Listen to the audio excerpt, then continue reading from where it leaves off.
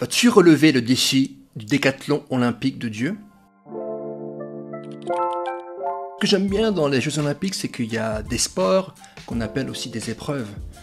Et ce sont des épreuves en fait pour gagner la médaille d'or. On ne se contente pas de la médaille d'argent ou de bronze, n'est-ce pas? Et ça fait penser à la vie chrétienne. La Bible parle de tests, d'épreuves.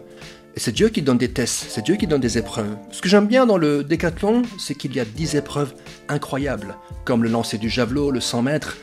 Et selon la tradition chrétienne, Abraham aurait subi 10 tests pour tester sa fidélité.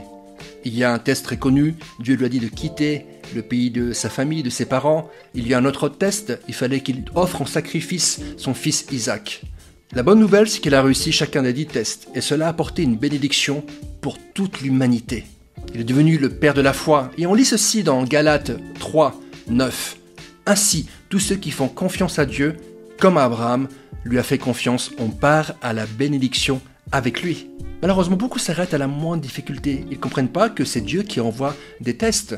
Joseph a fait un rêve à l'âge de 17 ans, mais c'est seulement à l'âge de 30 ans qu'il est rentré dans la pleine réalisation de ce rêve. La réalité, c'est qu'il a subi 10 tests, comme le test de l'orgueil, le test de la pureté, le test du pardon envers ses frères.